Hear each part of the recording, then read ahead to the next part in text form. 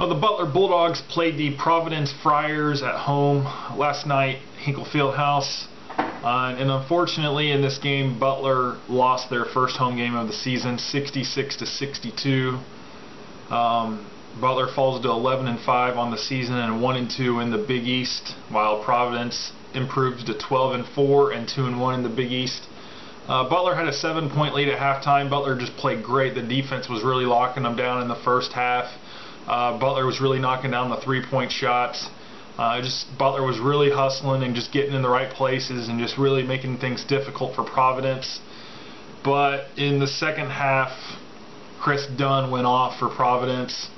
Butler looked beat up. They looked slow, sluggish.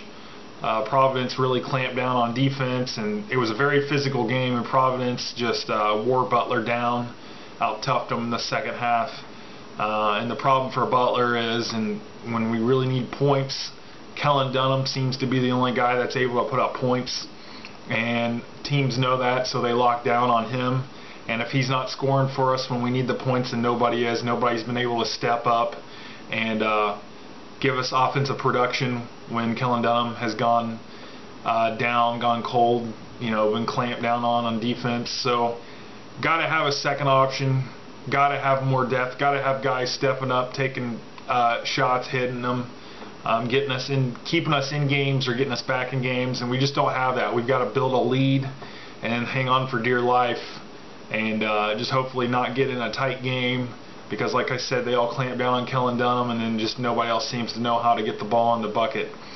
But 66-62 is the final score. Providence wins this game. In the game, Roosevelt Jones had 13 points on 5 of 18 shooting. He had 8 rebounds, 6 were offensive, and he had 2 assists to go along with it. Cameron Woods had 11 points on 4 of 7 shooting. He had 11 rebounds, 5 offensive, and 2 blocks in this game. Andrew Travis, not a very good game for him. 2 points on 0 of 6 shooting. He was 0 of 3 behind the three-point line. So obviously both of his points came from the free throw line. He had 2 assists. Alex Barlow had 13 points on 4 of 7 shooting. He was 2 of 5 behind the three-point line. He had 2 rebounds, 2 assists, and 7 steals in this game. Pretty good stat right there. Kellen Dunham had 18 points on 6 of 16 shooting. He was 3 of 8 from the three-point line. Austin Etherington came off the bench, 3 points on 1 of 4 shooting. He was 1 of 1 behind the three-point line. Tyler Weidman played 7 minutes, 0 points on 0 of 1 shooting. And Keelan Martin came off the bench for 11 minutes, 2 points on 1 of 3 shooting. He was 0 of 2 behind the three-point line. He's really lost his rhythm shooting behind the three-point line. I'm hoping he gets it back because it's looking pretty bad here lately. For the game, Butler was 21 of 62 for 33.9% shooting. Providence was 23 of 47 for 48.9%. Three-pointers, Butler 6 of 19 for 31.6%. Providence 4 of 13 for 30.8%. Free throws, Butler 14 of 20 for 70%. Providence 16 of 25 for 64%. Rebounds, Butler got out-rebounded 36-32. We had 15 offensive boards to their 11 though.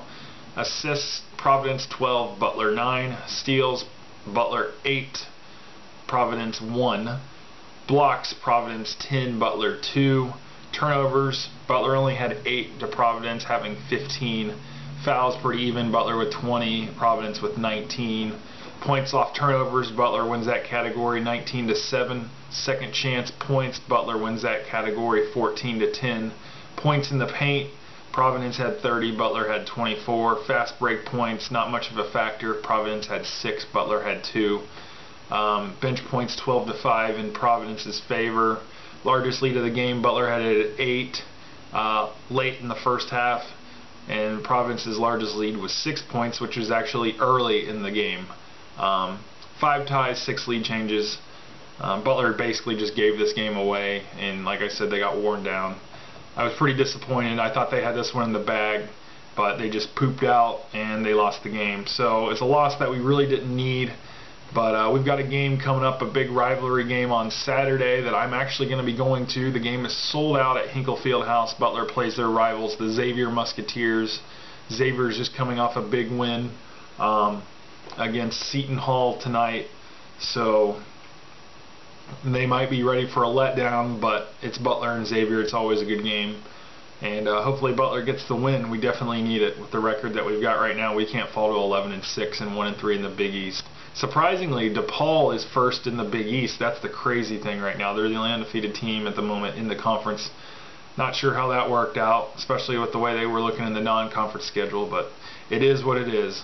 But anyway, again, Butler loses this game to Providence 66-62, and I will see you guys next time. Have a good one.